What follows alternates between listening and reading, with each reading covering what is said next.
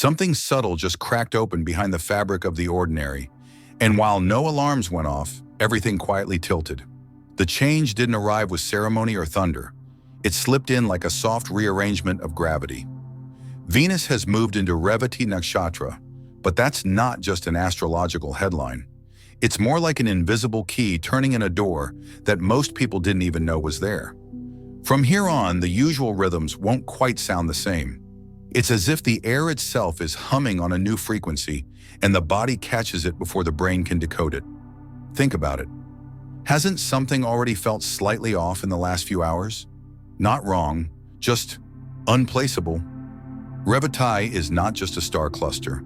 It's a transitional space, the final thread in a tapestry that stretches across the sky, one that doesn't finish cleanly, but instead begins to dissolve. And Venus doesn't just visit places like this. She activates them. She invites longing, unearths forgotten tenderness, and surfaces a strange nostalgia for futures not yet lived. There's something deeply peculiar about the timing, too.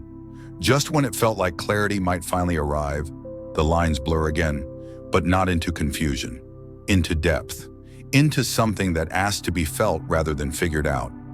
If something inside you felt still while watching this, it means you're aligning. Subscribe and stay close, because the transmission continues.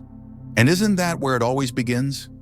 That slight unease, the dissonance between what makes sense and what pulls anyway? That's the signal. That's the gentle pulse of an incoming shift, one that won't announce itself, but will insist on being noticed nonetheless. Most won't. Not because they can't, but because distraction is more comfortable than transformation. So the question hangs there like condensation on glass. When was the last time reality moved around you, instead of the other way around? Somewhere above the static veil of the night sky lies a hidden grid, 27 silent coordinates humming with distinct pulses. They're not destinations, and they're not maps. They're more like atmospheric passwords, each unlocking a particular tone of experience when touched by planetary rhythm. The final one, the one at the end of the cycle, carries a flavor of closure and quiet unraveling. When Venus slips into this final space, it doesn't just stir emotion, it adjusts perception. The shift isn't loud, it won't shake the room, but it will bend the floorboards of routine gently until nothing quite feels like it did a moment before. Ever had a day where everything was normal, but nothing sat right? That's not a mood swing. That's a background frequency changing without permission. It often begins subtly. A flicker in the corner of vision, a song that hits too precisely, a green light that lingers longer than it should. Green of all things. Why green? Why now? Perhaps it's just coincidence, or maybe there's a link between color and timing that logic has no tools to measure. And while the senses collect these cues like scattered breadcrumbs, something deeper, quieter, is moving through the inner corridors of thought. That pull towards stillness isn't laziness. That restlessness isn't impatience. It's signal interference from an unknown source trying to recalibrate the compass. Curious how it always seems to begin just when things were finally making sense, right? Still thinking about what you just heard? That's not an accident. Subscribe. Let what's waking up in you keep unfolding. And here's where it gets weirder. The next shift isn't visual.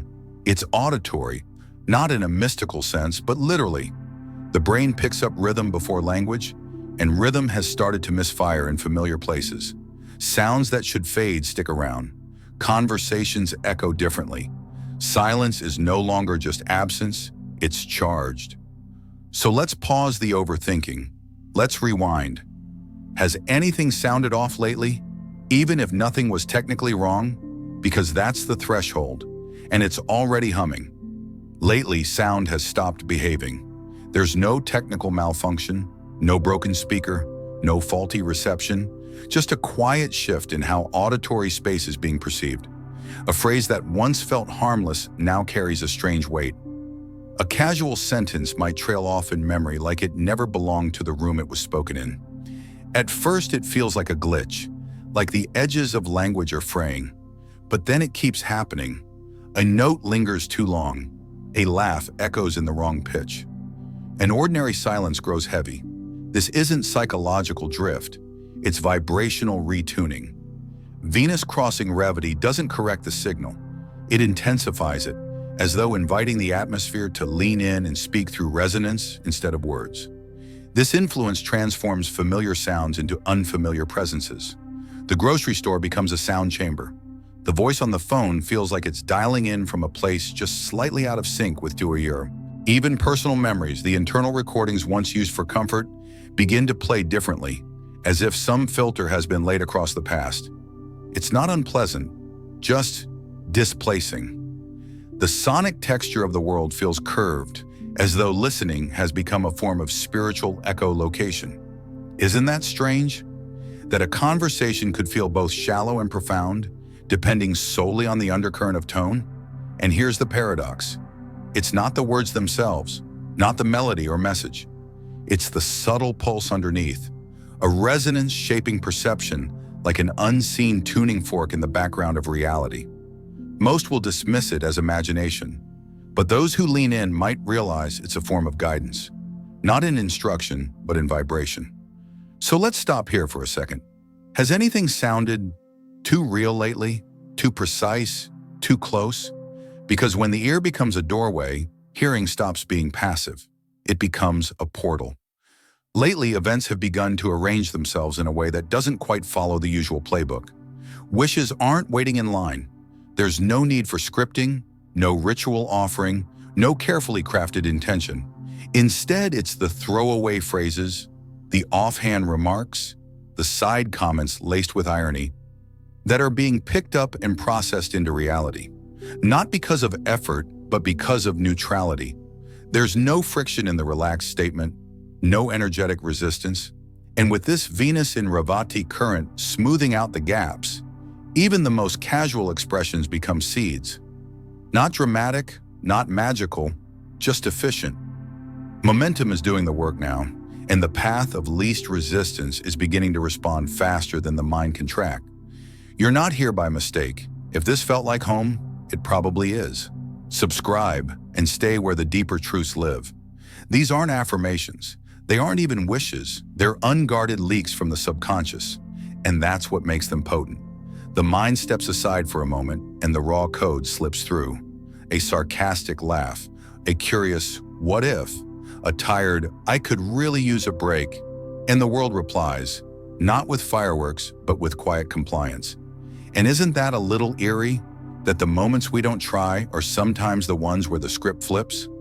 When the words come from that in-between place, between truth and play, between hope and indifference, they echo differently.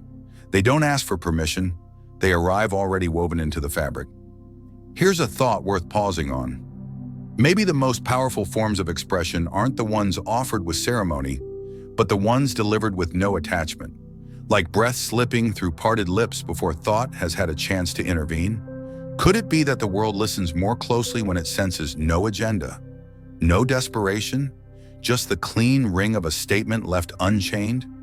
And if that's the case, is it even possible to keep speaking casually once the realization sets in that every word might be building something? A strange kind of stillness has begun to settle into the landscape of human connection, an invisible unraveling that doesn't crash or sting, but hums quietly in the background like a forgotten radio. It's the moment after the storm that never happened, the silence that reveals more than any conflict could. Right now, there's a strange recalibration unfolding in the realm of love.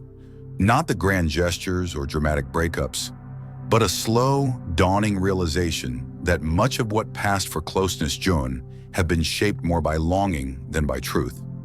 Some are beginning to see the outline of someone they've shared space with and realizing they don't fully recognize them.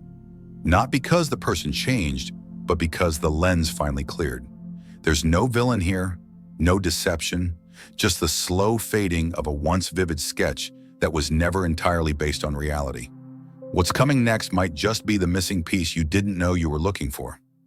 Hit subscribe, because the next message wasn't meant to be missed. What makes this shift feel sacred is not that it exposes another, but that it unveils the self. the self that contorted, edited, and polished just to keep a particular dynamic alive. The quiet avoidance of honesty, the subtle withholding of emotion, the overcompensation dressed up as confidence. All of it begins to wear thin. And there, beneath the peeling layers, lies the most unsettling truth. It wasn't about the other person at all. It was about the version of the self that was built just to feel deserving. As that version begins to dissolve, not in shame but in exhaustion, something real can finally breathe. The clarity doesn't destroy connection. It sifts through it. What's rooted will remain. What was floating on illusion will drift off, like mist burning off under direct light. And this is where the paradox hits hardest. There might be no tears, no drama, just a hollowed-out space where the performance used to live. Not sadness, just stillness. Love that demands a costume is no longer viable. It's not sustainable. The energy arriving now asks a raw question that's easy to dismiss, but hard to ignore. Is presence possible without the script? Can vulnerability exist without reward? Can closeness survive the removal of masks, both theirs and one's own? Some relationships will deepen, not because they were perfect, but because they were real enough to begin again. Others will fade, not out of failure, but because they were never built for this kind of exposure. So here's the pause point. If the illusion has dissolved, what's left standing in its place? And does it feel like freedom or loss? Or maybe both? Something quieter than silence has started to emerge beneath the surface noise of daily life, and its presence is difficult to ignore. Not loud, not alarming, just heavy enough to tilt the inner compass away from everything external. This isn't burnout, and it's not a crisis. It's more like a quiet call inward, a magnetic pull away from the calendar, the messages, the rituals of daily momentum. Social energy begins to feel brittle. The usual buzz of interaction starts to taste metallic. And for no obvious reason, the soul starts choosing emptier rooms, darker corners, unstructured hours. The world hasn't changed, but something in the way it's being received has. Anyone else noticing that the most meaningful part of the day is the moment nobody else is watching? Even once familiar pleasures now feel like static. Screens glow but don't satisfy. Conversations float past without anchoring. The shows that once offered escape now ask too much. And the disinterest, it's not apathy, it's redirection, a recalibration of sensory input. The external world begins to dim so that the internal one can amplify. This is where attention starts becoming attunement, where silence becomes saturated, charged, even instructive. The nervous system isn't malfunctioning, it's repatterning. There's a kind of deep listening happening here that doesn't involve ears. Some might even call it a conversation with something ancient, something usually drowned out by all the normal noise. And what happens in that stillness isn't always dramatic. Sometimes it looks like watching ceiling shadows shift across the wall for hours. Sometimes it sounds like unspoken memories surfacing in the form of a single tear with no name. The ordinary collapses into something mythic, not because it's mystical, but because it's unfiltered. But there's a catch. This kind of portal only opens when distractions are put on pause. If the scroll keeps scrolling, the call gets lost in the echo. So maybe this is the part where the screen dims and the candle gets lit, not for romance, but for reception. And if the pull toward solitude is undeniable, maybe it's not isolation at all. Maybe it's a summons. And if that's true, if some deeper code is trying to come through, what does it need cleared out to be heard? What would it say if the room were finally quiet enough to listen? Just when it seems like the metaphysical has quieted down, something peculiar cuts through the haze, a recurring flicker of green, too deliberate to ignore. Not a soft background detail, not an aesthetic coincidence, but a coded flash that keeps appearing in moments charged with unseen relevance. It shows up in places that normally wouldn't register. A coffee cup lid, a stranger's jacket, a traffic light that lingers longer than expected. And once it appears, it starts repeating, steadily, rhythmically, like a subtle metronome syncing internal awareness to external cues. Green is no longer functioning as color. It's functioning as pattern, not visual, symbolic. The kind of pattern that doesn't ask to be understood, only noticed. Is it possible something this ordinary has been trying to speak the whole time? This is not a trend in perception, it's a signature of convergence. Venus, in this terrain of symbolic influence, isn't speaking through intellect, but through arrangement, placing markers in the fabric of space like breadcrumbs that draw consciousness toward an unspoken next step. The flash of green becomes a pulse that magnetizes the present moment, framing it in quiet significance. And each encounter with it carries a faint vibrational pull toward an interaction, a decision, or even a memory that's suddenly lit up with new meaning. Not because anything has changed, but because the senses are tuned to a deeper layer of interaction. These aren't signs in the traditional sense, they're synchronizations, small alignments that confirm a hidden architecture is forming beneath the chaos. Here's where it turns from curious to consequential. The presence of green doesn't demand action, but it invites attention. It's not about urgency, it's about attunement. Something important is arriving through nonverbal channels, and green seems to be the highlight marker placed by whatever field is orchestrating this recalibration. So maybe the question now is, has a moment recently paused around a flash of color? Has instinct surged in the quiet split second when green appeared, but then been brushed off as nothing? If so, what if that moment wasn't random? What if it was the subtle click of energy locking into place, just for a breath, and asking, not with words, but with design, are you still listening? Lately, something peculiar has been threading through the fabric of still moments. A quick jolt in the chest, not sharp, not alarming, but distinct. It flashes through the body like a stray current, then vanishes before the mind can assign meaning. Not anxiety, not overstimulation, something else entirely. These microbursts of sensation have begun to show up during the most mundane acts. Folding laundry, brushing teeth, sitting in silence, and they leave behind a strange imprint, as if something important just passed through the room unnoticed. But maybe it was noticed, just not with the intellect. Maybe the body got there first. If this message found its way to you and you're still here, thank you for holding space with me. If the content resonated, feel free to subscribe and stay connected as more reflections unfold. Your presence here genuinely matters. And if anything stirred within, an insight, a feeling, a memory, drop it in the comments. Sometimes one sentence from someone else becomes the exact signal someone else needed. Until next time, stay grounded, stay curious, and if it feels aligned, subscribe to keep journeying deeper with us.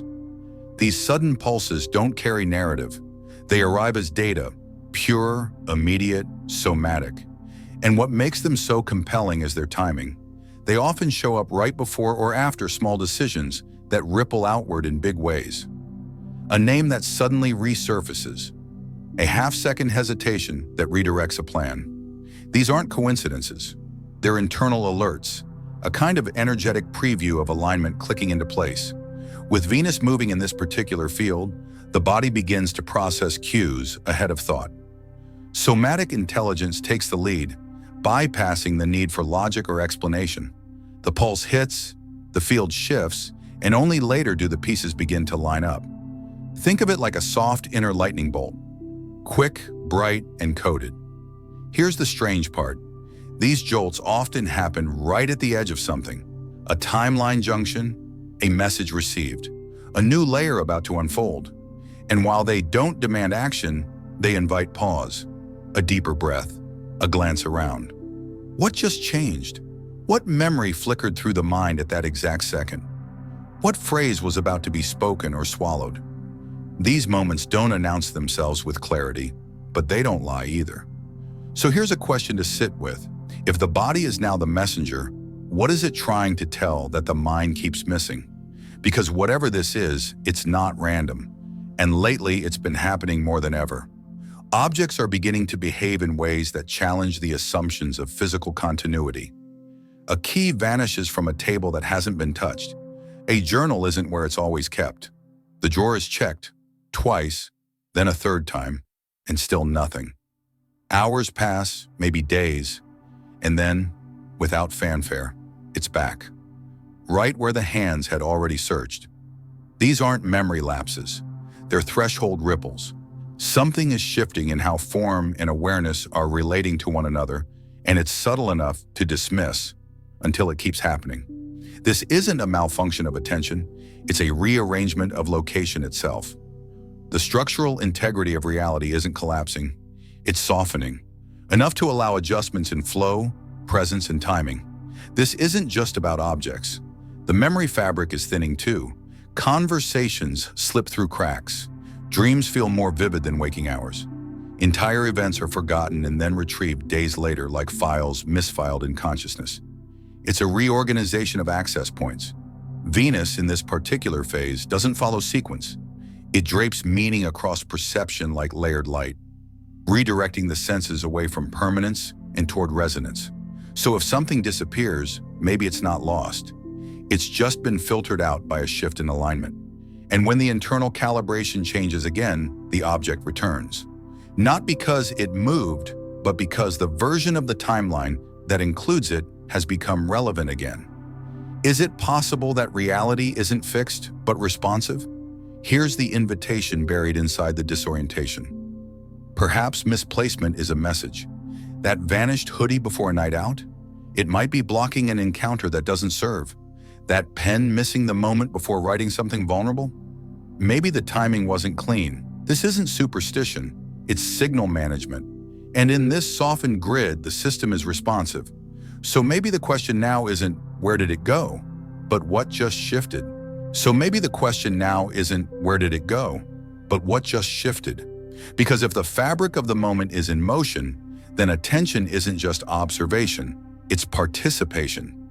And this week, the lines between what's real, what's ready, and what's waiting are more fluid than they've ever been. Something unusual has begun surfacing in the space between gazes. A low-frequency tension that presses in during the most ordinary exchanges. No conflict, no confrontation, just a sudden density in the air when eye contact lingers a little longer than expected. It doesn't require words, it doesn't need context. It simply arrives, unannounced, and the moment thickens. The human face remains composed, but something behind the eyes, something unguarded, makes itself known. This isn't discomfort in the traditional sense. It's exposure, a kind of emotional spotlight that bypasses speech and moves straight into sensation. When two gazes meet now, the veil between surface and substance becomes nearly invisible. What's happening isn't telepathy, it's transparency. Venus, in this closing stretch of its current path, begins to dissolve the invisible filters people wear to protect their emotional undercurrent. The eyes stop behaving like windows and start functioning more like instruments, registering and broadcasting frequencies of sentiment that are normally too faint to perceive. Now, emotional posture is no longer optional. That laugh concealing fear? Obvious. That cool detachment hiding affection? Radiant. There's no skill to it. It's not intuition. It's simply being turned on to a deeper register of sensing. And for many, it becomes overwhelming. They avoid eye contact, not to disconnect, but to preserve boundaries that no longer hold. Because for the first time in a long time, the truth behind a glance is too easy to see. But for others, something profound happens. A wordless communion forms. A single glance transmits more intimacy than hours of conversation. There's a knowing, a silent agreement that bypasses logic and lands directly in the nervous system. And here's the moment to pause. What if this isn't awkwardness at all? What if this is resonance? What if this is the body recognizing recognition? The kind of connection that doesn't need to be named to be known. So when the gaze lands and stays, even briefly, what's being transmitted? What's being received? And more importantly, what happens next when being seen is no longer optional but inevitable? Because this version of self, the one that doesn't perform, doesn't shield, is the version that leaves an imprint, the version that signals this is real and it's finally ready. Before this cycle closes, something almost imperceptible will take shape. It won't call attention to itself. It won't arrive with symbols, fanfare, or even timing that makes logical sense. But it will land exactly where it needs to, gently in the space beneath thought, beneath interpretation. It might come in the form of a familiar name reappearing with no emotional weight, or a quiet moment of stillness that feels like a presence stepped between the noise and offered shelter without ever revealing a face. It could be a realization so minor it barely registers, but somehow everything feels different after it lands. The shift won't announce itself, but the body will recognize it. A breath will deepen without instruction. A tension long forgotten will release with no explanation. This is not reward or closure, it's restoration. This closing gesture carries a frequency that isn't calibrated to the current identity. It's meant for the version of self that's only now beginning to surface. The one that's been shaped not by dramatic revelations, but by nuance. That version has been forming quietly in the background of each strange moment. The misplaced objects, the soft eye contact, the glimmers of color, the untimely adrenaline. It wasn't chaos, it was preparation. Each irregularity was a recalibration, and now as the signal fades, something completes. Not in a loud way, but in the way a note fades out and still leaves the melody intact. That's the energy of this gift, a final offering, a coded reassurance that whatever has shifted inside will not be taken away. It is now part of the structure.